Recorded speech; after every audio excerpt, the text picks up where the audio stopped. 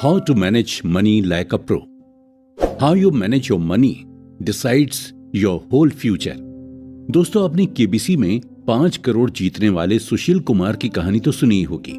कैसे 5 करोड़ जीतने के बाद भी उन्होंने 1 साल के अंदर अपने सारे पैसे गंवा दिए। ऐसे और भी कई सारे एग्जाम्पल्स होंगे, जैसे विजय माल्या, सुब्रतो सहारा, अनिल अंबानी वगैरह। आपने ये भी सुना होगा कि कैसे मुंबई के एक भिखारी के पास 7 करोड़ की एस्टेट निकली, और कैसे कोई वड़ा पाव वाला जिस पे इनकम टैक्स की रेड गिरी और उसके पास 25 करोड़ रुपए निकले।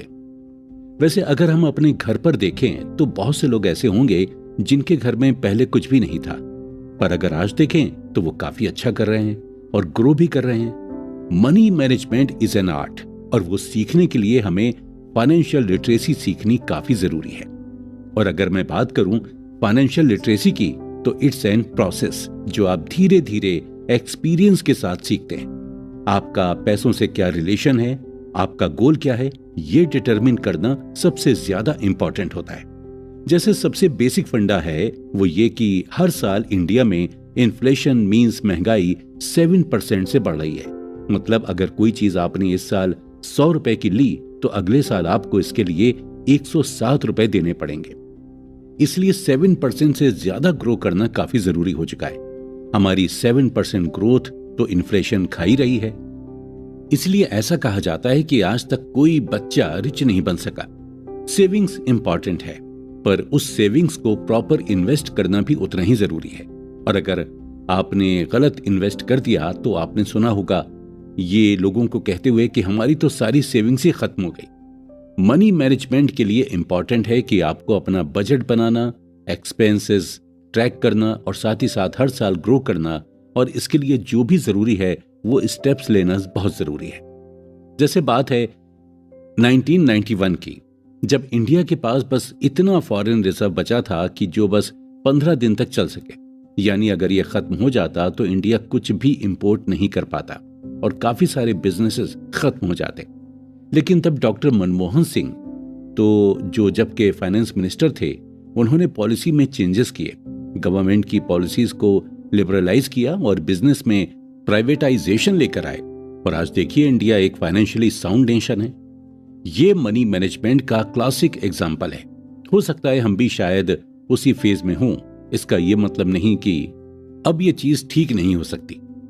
Money management is very powerful tool. आप इसे सीख कर अपनी फाइनेंशियल कंडीशन को 360 डिग्री मतलब पूरी तरह से चेंज कर सकते हैं। पर्सनल फाइनेंस काफी ज्यादा कनेक्टेड चीज है, जैसे आपकी कमाई से लेकर उसे खर्च करने तक। इसलिए अगर आपने कोई भी स्टेप गलत ले लिया या स्किप कर दिया तो आपका सारा प्लान खराब हो सकता है। Money management means doing best use of money at every stage. चाहे आप सेव कर रहे हों, स्पेंड कर रहे हों या इन्वेस्ट कर रहे हों, वो उसका बेस्ट यूज होना चाहिए। अब किसी प्रो आदमी जैसा पैसा मैनेज करना यानी क्या करना, काफी सिंपल प्रोसेस है। बस पैसे का बेस्ट यूज करना है, चाहे आप सेव कर रहे हों, खर्च कर रहे हों या फिर इन्वेस्ट कर रहे हों। अब ये कैसे करना है, यही हम जानेंगे हमारी इस सीरीज में, जिससे हम भी हमारी मेहनत से कमाए गए पैसों को कुछ अच्छे से मैनेज कर सकते हैं और अपने लिए एक बेहतर प्रेजेंट लाइफ और एक बेहतर फ्यूचर सिक्योर कर सकते हैं। तो दोस्तों, बने रहिए हमारे साथ हमारी इस ओरिजिनल ऑडियो सीरीज में। नमस्कार दोस्तों, आप सुन रहे हैं how to manage money like a pro की बुक समरी। मैं हूं RJ Gauhar Parvez. Why we fail managing personal finances. Personal finance एक ऐसी चीज है जो हर किसी का अलग अलग हो सकता है अपने अपने गोल के हिसाब से। पर आजकल हमारी आदतें इतनी फास्ट बदल रही हैं क्योंकि इतने सारे ऑप्शंस अवेलेबल हो।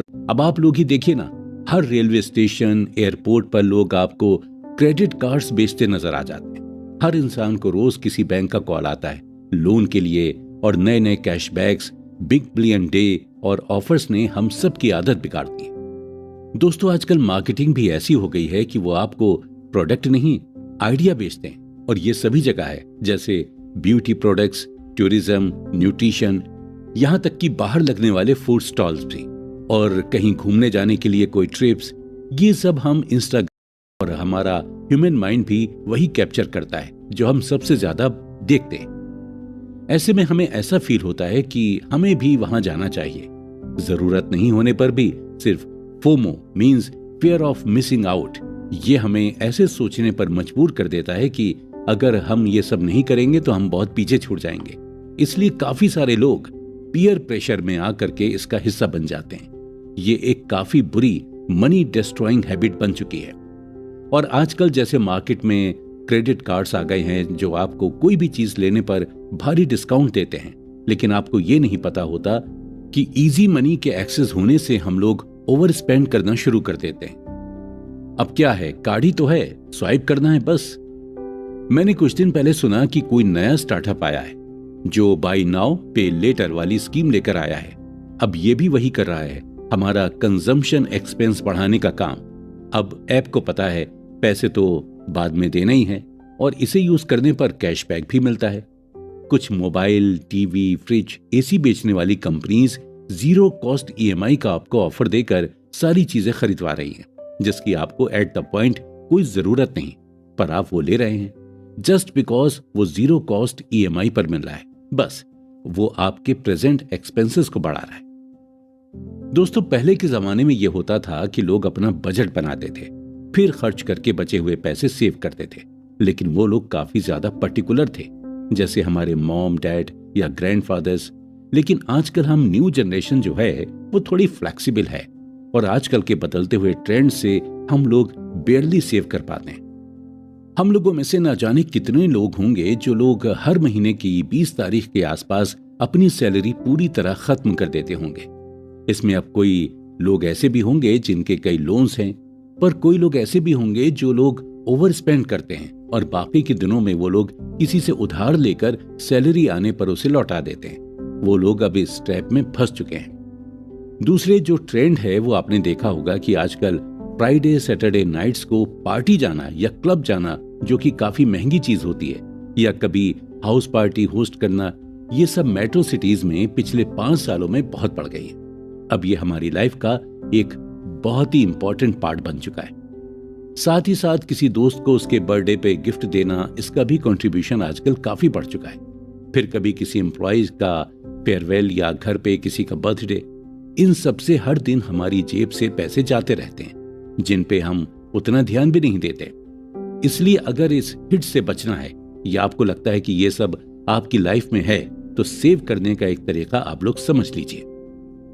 अब सेविंग्स वो ही होगी जो आपको आखिरी में बचती है, पर जैसे ही आपकी इनकम आई उसमें से आपने पहले ही अगर 20% पार्ट निकाल के साइड में रख दिया तो आपके पैसे बचे हैं 80%। आप उसे ही अपनी सैलरी माने और उसमें से ही अपने खर्चे पूरे करें, क्योंकि आजकल की लाइफ में हम ऐसा सोचेंगे कि सब खर्चे होने के बाद जो बचेगा वो सेविंग्स है, तो शायद हम कुछ सेव भी ना कर पाए। और एक चीज है जिसकी वजह से हम लोग फेल हो जाते हैं, वो है अपना बजट बनाना कि किस चीज पे कितना पैसा स्पेंड हो रहा है। जैसे अगर आपको किसी मंथ ट्रिप पे जाना हो तो आप लोग पहले ही उसका बजट बना लें, पार्टी का बजट बना लें, अगर बाहर खाना खाने जाना है तो उसका भी बजट बना लें, और वो सब चीजें उतनी ही बजट में करनी है, इस बात का ट्राई करें। जैसे आपको पता है कि फेस्टिवल्स में आपके ज्यादा खर्चे होंगे, तो आप उसके 1-2 मंथ पहले ही तैयार हो जाएं, ताकि आपके ऊपर एक साथ कोई बर्डन ना आए। जो भी इंसान अर्न करता है वो अपने सामने अपने गोल्स लगा कर रखे। कई बार ऐसा होता है कि हम फंड इमरजेंसी के लिए बनाते हैं, पर उससे प्रॉपर्टी या शेयर्स खरीद लेते हैं। मनी मैनेजमेंट के लिए आपको अपनी इमोशंस को साइड में रखना होगा, और जैसे कोई सोचता है कि जॉब लगते ही कार लेनी है क्योंकि वो तो मेरा सपना है, और जैसे ही जॉब लगी वो लोग अपने आप पर ईएमआई का ऑब्लिगेशन स्टार्ट करवा देते हैं, जबकि अगर जरूरत ना हो तो कार बाद में भी ले सकते हैं। हमें मेजर खर्चे तभी करने चाहिए जब हमारे पास ज्यादा सेविंग्स हो। अब कुछ लोग रिटायरमेंट प्लानिंग अपने रिटायरमेंट के 5 साल पहले सोचना शुरू कर देते हैं। कुछ लोग सब जगह सही जा रहे होते हैं, पर कभी भी अपना इमरजेंसी फंड नहीं बनाते। इससे अगर कोई इमरजेंसी आ जाए तो वो बिखर जाते हैं। मनी मैनेजमेंट में गलती होती है क्योंकि इस सोसाइटी में ऐसे माना जाता है कि पैसे कमाते ही आपकी लाइफ सेट हो जाएगी, लेकिन वो भी एक प्रोसेस है। अब आप अगले 40 सालों तक कमाने वाले हैं, तो फिर आपकी कमाई के पहले या दूसरे साल में ही उस पर इतना प्रेशर क्यों डाल रहे हैं? इन्हीं गलतियों से आप एक साइकिल में फंस जाते हैं।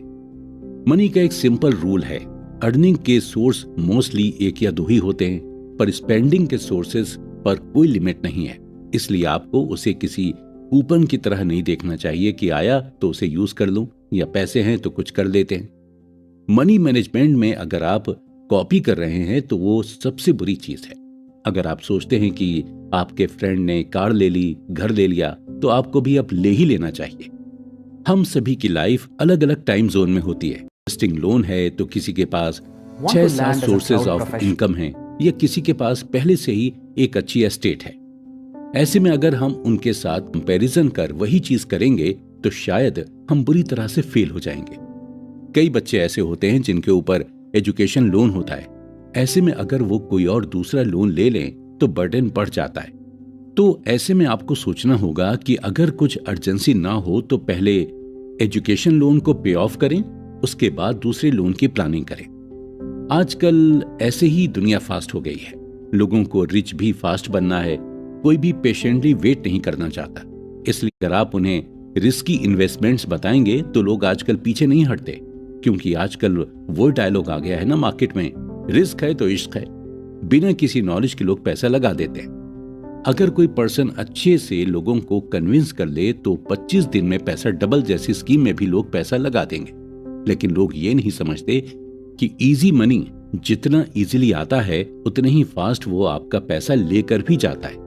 इसलिए पैसा कैसा भी हो, उसे जितना सोच समझकर आप खर्च करेंगे उतना ही वो काम आएगा।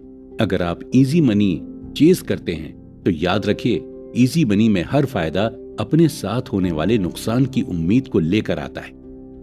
मनी मैनेजमेंट का काफी इंपॉर्टेंट हिस्सा है बार्गेनिंग या नेगोशिएशन।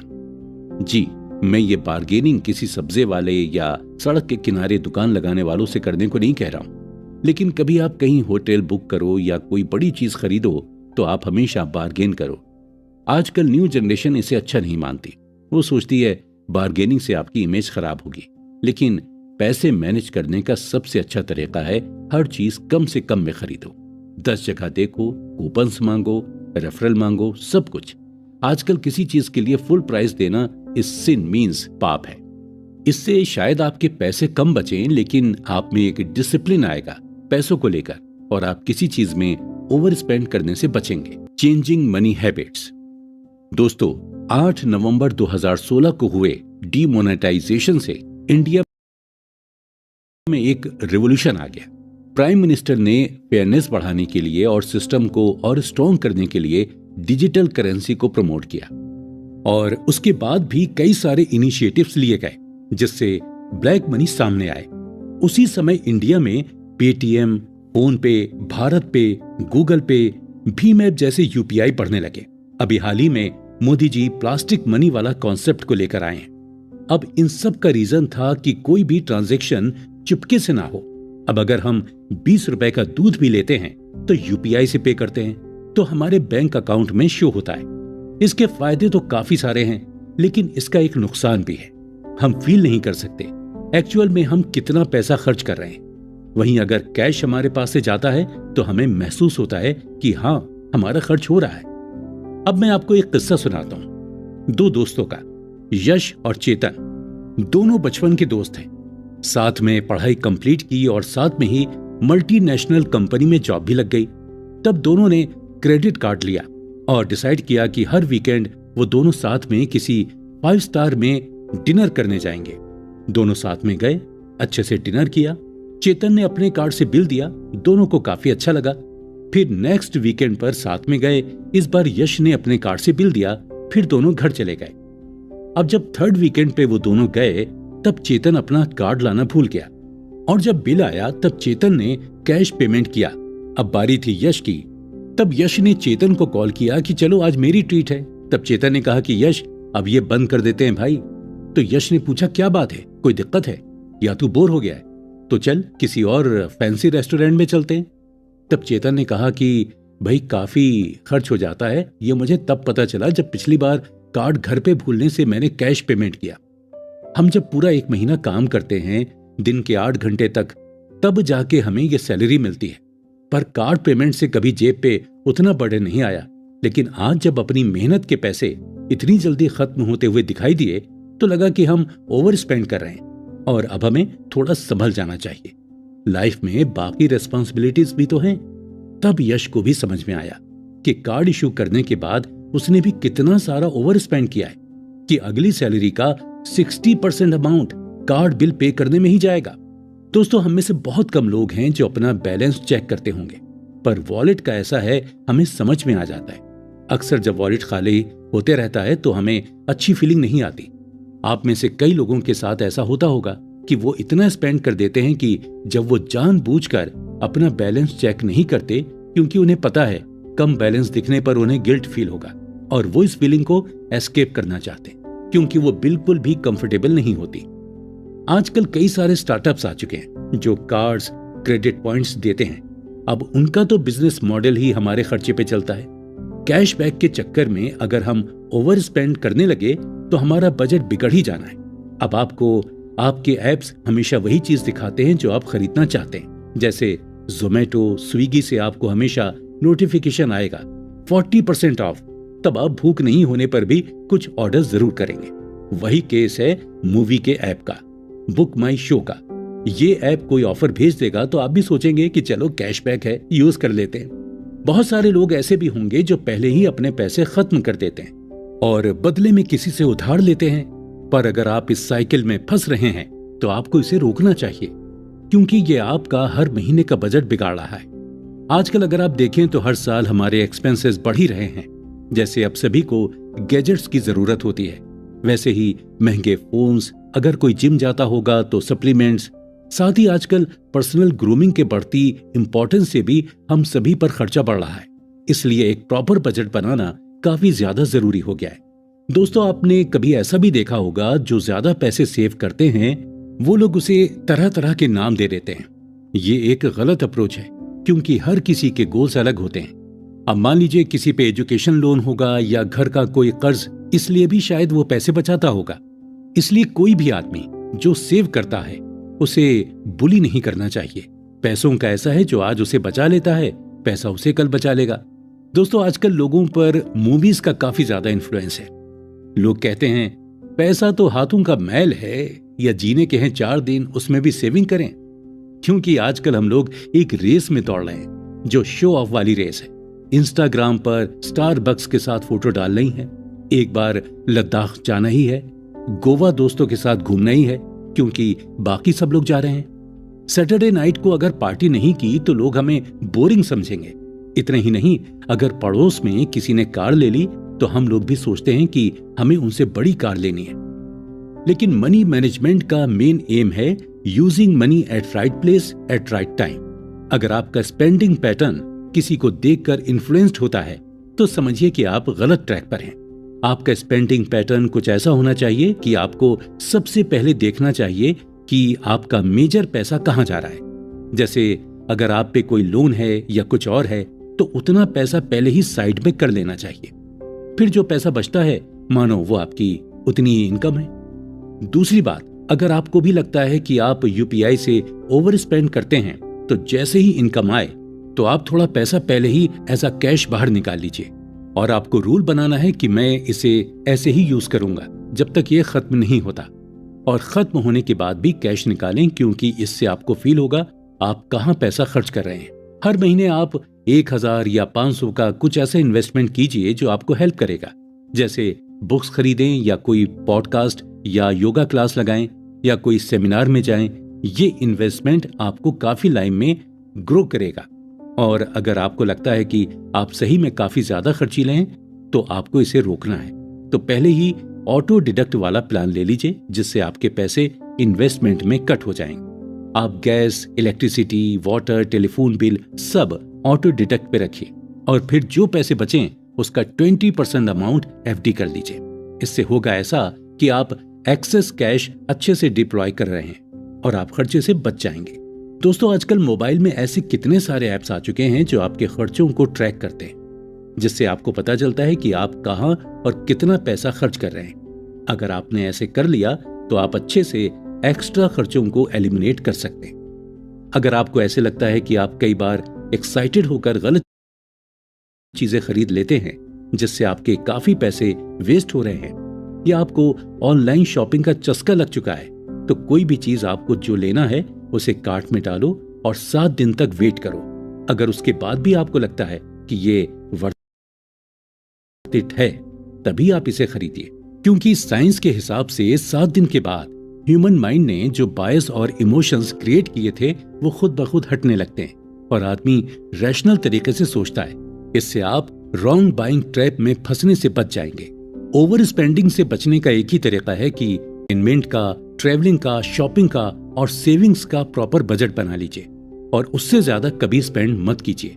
ऐसा कहा जाता है कि जितनी मेहनत हम कमाने के लिए करते हैं, अगर उसकी 5% मेहनत अगर हम खर्च करते वक्त करें तो हम पर्सनल फाइनेंस के मैनेजमेंट में कभी गलत नहीं होंगे।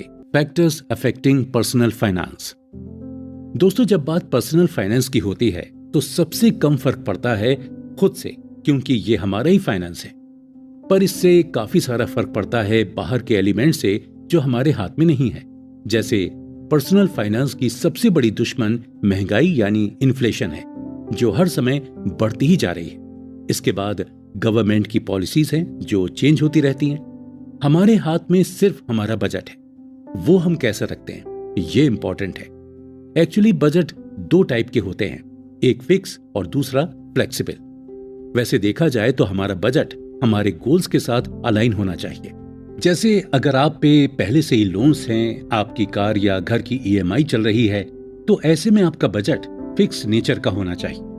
वहीं अगर आप काफी सालों से अर्न कर रहे हैं और आप फाइनेंशियली सिक्योर्ड हैं, तब ऐसे में आप अपना बजट फ्लेक्सिबल रख सकते हैं। दोस्तों, बजट में आगे हम डिटेल में बात करेंगे, लेकिन अभी हम बात कर रहे थे कि ऐसे कौन सी चीजें हैं जो हमारे पर्सनल फाइनेंस को बिगाड़ती हैं। तो सबसे पहली चीज जो हमसे रिलेटेड है वो है किसी प्लान का ना होना। हम सब में से कई लोग काफी सालों से कमा रहे हैं, कुछ बचा भी रहे हैं, लेकिन सब कुछ ऑटो पायलट पे चल रहा है। हमारा स्पेसिफिक कोई प्लान नहीं है। कभी मन हुआ तो खर्चा हो जाता है, कभी मन हुआ तो कोई नया लोन भी ले लेते हैं। हमारी ना के बराबर टैक्स प्लानिंग है, ना ही फाइनेंशियल प्लानिंग है। अब ऐसे भी कितने लोग होंगे जिन्होंने आज तक ना तो इमरजेंसी फंड बनाया है और ना ही रिटायरमेंट के बाद के लिए कुछ अलग किया है। कुछ लोग पैसा सेव अगर कर देते भी हैं तो बिग फैट इंडियन वेडिंग कर देते हैं, ऐसा सोचकर कि शादी कौन सी बार बार होती है। ऐसे में एक तो वो अपना इमरजेंसी फंड खत्म कर देते हैं या रिटायरमेंट की सेविंग्स को खत्म कर देते हैं। अगर प्रॉपर एलोकेशन किया जाए कि कुछ पैसा इमरजेंसी फंड्स का, कुछ पैसा सेविंग्स का, कुछ पैसा रिटायरमेंट्स का और थोड़ा बहुत शादियों का, ऐसे प्रॉपर एलोकेशन करने से आपके पास एक गोल भी रहेगा और आप पर कोई बर्डन भी नहीं आएगा। और अगर आप थोड़ा फाइनेंशियली अवेयर होंगे तो आपको पता चलेगा कि इस साल पूरे 4 साल के बाद RBI ने रेट्स बढ़ाए हैं, यानी आपके लोन्स अब महंगे होने वाले हैं। जो आपने पहले भी लिए होंगे उस पे भी आपको अब ज्यादा इंटरेस्ट देना पड़ेगा। इसलिए ऐसे समय आपको अपना बजट थोड़ा फिक्स रखना चाहिए, जिससे होगा ऐसा कि आप पर बर्डन थोड़ा कम आएगा। दोस्तों, पर्सनल फाइनेंस को अफेक्ट करने में सबसे बड़ा हाथ है इजी मनी की डिजायर्स रखना, क्योंकि हम सभी को जल्दी जल्दी ग्रो करना है। इसलिए कई बार हम लोग कुछ इंस्ट्रूमेंट्स का प्रॉपर नॉलेज नहीं होने पर भी उनमें पैसा लगा देते हैं, जिससे हमारे पैसे जल्दी जल्दी ग्रो करें। लेकिन हम ये भूल जाते हैं कि ऐसे इंस्ट्रूमेंट्स हमेशा काफी ज्यादा रिस्की होते हैं। लेकिन फिर भी लोगों को देखकर हम लोग भी ऐसा ही कुछ करने लग जाते हैं। जैसे पिछले कुछ सालों से लोगों में क्रिप्टो करेंसी को लेकर बहुत सारी एक्साइटमेंट है। लोगों को लगता है कि इसमें पैसा काफी ज्यादा ग्रो हो रहा है, इसलिए लोग बिना सोचे समझे इसमें पैसा लगा रहे हैं। कितने सारे लोग अपनी लाइफ की पूरी से पिछले 2 सालों में अच्छा रिटर्न देने के बाद इस साल क्रिप्टो मार्केट बुरी तरह टूट गया। ऐसे में जो लोग बिना सोचे समझे इसमें पैसा लगा चुके थे वो बर्बाद हो चुके। दोस्तों, मैं ये नहीं कह रहा कि क्रिप्टो गलत है, नुकसान तो किसी में भी हो सकता है, लेकिन जरूरी है प्रॉपर बैलेंस बनाए रखना। कोई भी नई चीज में तब तक अपना हार्ड अर्न्ड मनी ना डालें जब तक आपको वो समझ में ना आए कि वो काम कैसे करता है। इंडिया में लोग इन्वेस्टमेंट करते समय किसी फाइनेंशियल एडवाइजर की सुनने से पहले अपने दोस्त या रिश्तेदार की ज्यादा सुनते हैं, क्योंकि वो हमें बताते हैं मैंने इसमें पैसे लगाए, मेरे इतने हो गए। लेकिन इन्वेस्टमेंट का ऐसा है कि वो सबके लिए अलग अलग तरह से काम करता है। जरूरी नहीं कि आपके दोस्त ने स्टॉक मार्केट से 1 करोड़ रुपए कमाए तो आप भी कमा लेंगे। रिस्क, टाइम, पेशेंस, नॉलेज और थोड़ी किस्मत, ये सारी चीजें जरूरी हैं दोस्तों। पर्सनल फाइनेंस ड्रेन करने के लिए एक और चीज है जिसका नाम है कोई क्लियर गोल ना होना। जैसे मैं अगर आप लोगों से पूछूं कि आपका क्या गोल है, तो जिनकी शादी नहीं हुई वो सेटल होना चाहते हैं और जिनकी शादी हो गई वो शांति से जीना चाहते हैं। ये तो बराबर है, लेकिन आपके फाइनेंशियल गोल्स क्या हैं?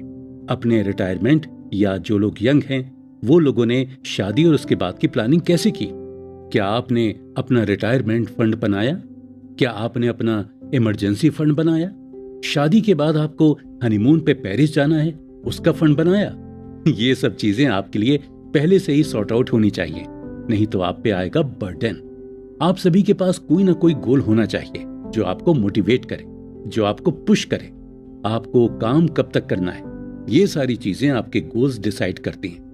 कई लोग प्रॉपर प्लानिंग के साथ अर्ली रिटायरमेंट ले लेते हैं। कई लोग एम्बिशियस तो बहुत होते हैं पर प्रॉपर प्लान नहीं करते।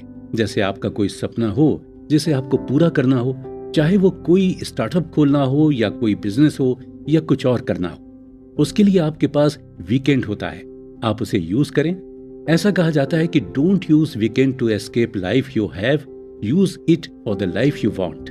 तो दोस्तों, जो यंग लोग हैं वो इन सब डिल्यूजन में मत रहिए कि अभी तो एज है मस्ती करने की, लाइफ एंजॉय करने की, देखेंगे बाद में क्या करना है। अभी तो पार्टी शुरू हुई है। दोस्तों, 25 से 30 की एज वालों को अभी से 15 साल बाद की फाइनेंशियल प्लानिंग करना जरूरी है, क्योंकि तब आप 40s में रहेंगे, आपके बच्चे बड़े होते रहेंगे और तब आप ज्यादा रिस्क नहीं ले पाएंगे। ऐसे समय में आपको ऐसे प्लान करना है कि तब आपके पास लमसम अच्छा कॉर्पस बन जाए। 15 साल काफी अच्छा समय है। अगर आप अभी से कोई अच्छा ऑप्शन एक्सप्लोर करें तो वो आप अचीव कर पाएंगे। इससे आप तो सिक्योर होंगे ही, साथ ही आपकी पूरी फैमिली भी सिक्योर हो जाएगी। जो लोग ऑलरेडी 40 या 45 की एज में हैं, वो लोग अपने मेजर खर्चे कर चुके होंगे या अब तक जो सेविंग्स की हैं वो ड्रेन भी हो सकती हैं। अब रही बात शादी की, तो आजकल माँ बाप का पर्सनल फाइनेंस बच्चे बिगाड़ देते हैं। इंस्टाग्राम से देखी हुई या किसी सेलिब्रिटी की देखी हुई डेस्टिनेशन वेडिंग का ड्रीम अपने माँ बाप के सामने रख देते हैं। शादी एक बड़ा मेजर इवेंट होता है, इसमें आप उतना ही खर्च करें जितना आप कर सकते हैं। अगर इसके लिए आपको किसी से उधार लेना पड़ रहा है तो समझो कि आपको ये शादी सचमुच काफी महंगे में पड़ेगी। मेरे पास एक बजट वाली शादी का आइडिया है, पसंद आए तो इम्प्लीमेंट कीजिएगा, वरना बैड आइडिया समझ के भूल जाइएगा। ऑन एन एवरेज शादी में लड़का और लड़की वाले मिलाकर 20 लाख रुपए तक खर्च कर देते हैं। अगर उसकी जगह शादी एकदम कम खर्च में की जाए और बचे हुए 17 लाख की आप अगर लड़का लड़की को एफडी बना के दें तो उन्हें भी एक अच्छा स्टार्ट मिलेगा और उनका फ्यूचर भी सिक्योर रहेगा। कई लोग ऐसे होते हैं जो लोग प्रॉपर बजट बनाते हैं, लेकिन कुछ मामले में वो लोग प्लान्स नहीं करते। जैसे घूमने जाना है, कोई ट्रिप प्लान करनी है, तब वो लोग बजट नहीं बनाते और बिना प्लान के किसी ट्रिप पे चले जाते हैं। ये काफी महंगा अफेयर बन सकता है। आप कोई ट्रिप प्लान करें तो उसके पहले ही बजट बना के रखें कि आपको इसके अंदर ही सब कुछ करना है। ऐसा होगा कि आप एक दायरे में खर्च करेंगे और आपके पास हिसाब भी रहेगा कि आपने कितना स्पेंड किया है। इससे यही चीज अप्लाइड होती है अगर आप किसी कॉर्पोरेट में काम करते हैं तो आजकल सैटरडे नाइट पार्टी वाला सीन बन गया है। आपका मन हो या ना हो, लेकिन प्रेशर में आपको पार्टी करना या आउटगोइंग जाना ही पड़ता है। इसलिए बेहतर यही होगा कि आप उसका पहले ही बजट बना लें कि आपको इतना पैसा आउटगोइंग और इतना पार्टीज में लगने वाला है। यानी आप प्रीपेड रहेंगे, क्योंकि यही खर्चे होते हैं जो होते तो काफी छोटे हैं, पर यही खर्चे हमारी जेब को ढीली कर देते हैं। दोस्तों, healing steps for money management. दोस्तों, हम सब लोग इनिशियली कुछ फाइनेंशियल गलती कर बैठते ही हैं। जैसे हम लोग जॉब लगते ही पहले ही साल कार ले लेते हैं, जिससे अब आपकी हर महीने ईएमआई कटनी शुरू हो जाती है और आपकी सेविंग्स ज्यादा नहीं हो रही होती हैं, या शुरू में ही ऐसे कुछ इन्वेस्टमेंट कर लेते हैं जो आगे काम में नहीं आने वाले। जैसे सस्ते में कोई प्रॉपर्टी मिल रही है कहीं दूर, तो आप इन्वेस्टमेंट के हिसाब से उसे ले लेते हैं, लेकिन आपको पता चलता है कि इतने सालों बाद भी कुछ खास रेट्स नहीं पड़े और वो डेड इन्वेस्टमेंट हो गई है। आप हमेशा इस बात को याद रखें कि आपको ज्यादा फोकस असेट्स पे रखना है, ना कि लायबिलिटीज पे। जैसे आप गोल्ड या लैंड लें या आप कंपनीज के स्टॉक्स या गवर्नमेंट बॉन्ड्स या कोई पीपीएफ जैसी स्कीम में पैसे लगाएं जो आपको बाद में इसका अच्छा रिटर्न्स दे। आपको पता है दोस्तों, आजकल हम पे टैक्स बर्डन बहुत ज्यादा है। ऐसे में आपको ऐसे प्लानिंग करना है जिससे आपको एक टैक्स बेनिफिट भी मिले। अब आप ही देखिए, आपकी अगर सैलरी अगर 10 लाख के ऊपर होगी तो आपको फ्लैट 30% टैक्स देना पड़ता है, जो कि काफी ज्यादा है।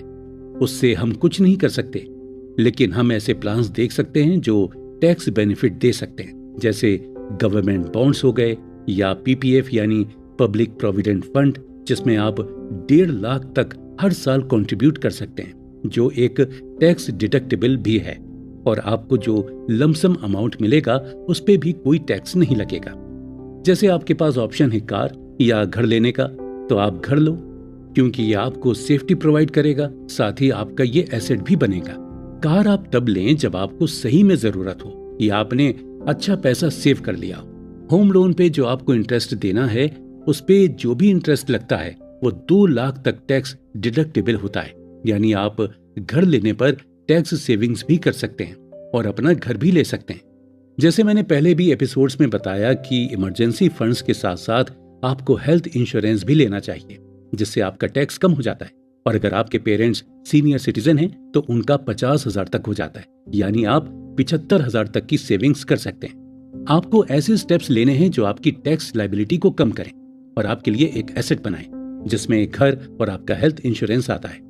जब हम गोल्स की बात कर रहे थे तो आप अपने लिए 2 गोल्स बनाएं, एक शॉर्ट टर्म और दूसरा लॉन्ग टर्म। लॉन्ग टर्म तो आपकी एज के हिसाब से रहेगा कि आपको कितने साल बाद मेजर खर्चे करने होंगे, लेकिन शॉर्ट टर्म गोल ऐसा होना चाहिए जो आप हर 2 साल में अचीव कर पाएं।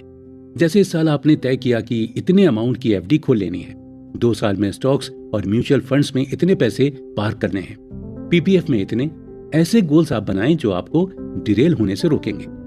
आप लोग लाइफ में एक गोल बना लीजिए कि आपको किसी भी तरह की उधारी से बचना है, खासकर तब जब आपके पास एग्जिस्टिंग लोन चल रहे हों, जैसे होम लोन और एजुकेशन लोन। आप हमेशा एक साथ 2 लोन लेना अवॉइड करें, पर अगर कभी इमरजेंसी में आपके 2 लोन स्टार्ट हो जाएं, तो सबसे पहले उस लोन को पे करें जो आपसे ज्यादा इंटरेस्ट ले रहा है। जैसे एजुकेशन और कार लोन में आप पहले कार लोन पे ऑफ करें। जब तक आपको अगर जरूरत ना हो तब तक क्रेडिट कार्ड इशू ना करवाएं, क्योंकि अगर आपको इसकी आदत लग गई तो ये शुगर जैसी बीमारी है जो आपके साथ हमेशा रहेगी।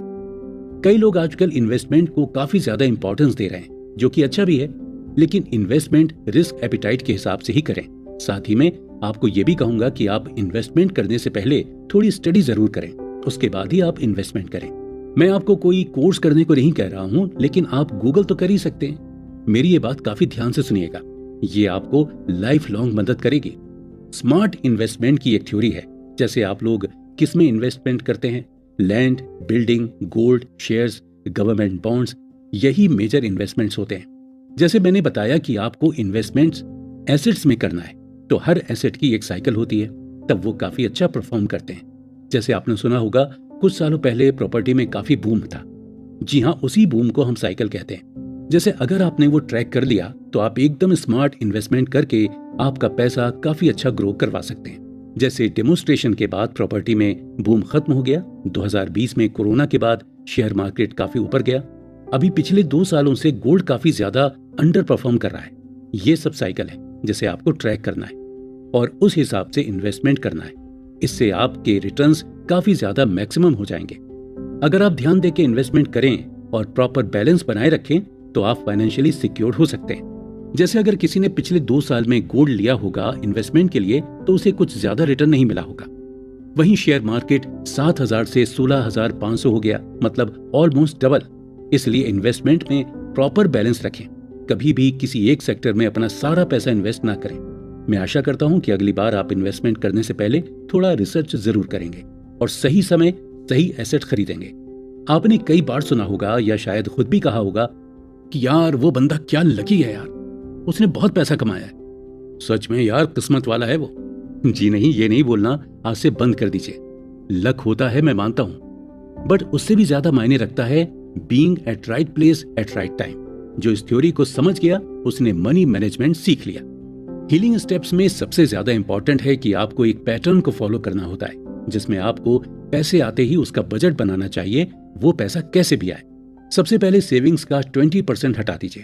अब बचे हुए पैसों से अगर आपको थोड़ा अनकंफर्टेबल फील हो रहा है तो आपको जरूरत है कोई पैसिव इनकम की या मल्टीपल सोर्स ऑफ इनकम की, पर आप ट्राई करें कि आप 20% साइड कर ही दें और आपका बजट बचे हुए 80% वैल्यू से बनाएं और उसे ही आप अपनी सैलरी या इनकम समझिए। अब बात करेंगे कि सेविंग्स को बस अपने बैंक अकाउंट में ना पड़े रहने दें, इसे आप इन्वेस्ट करें कहीं अच्छी जगह पर।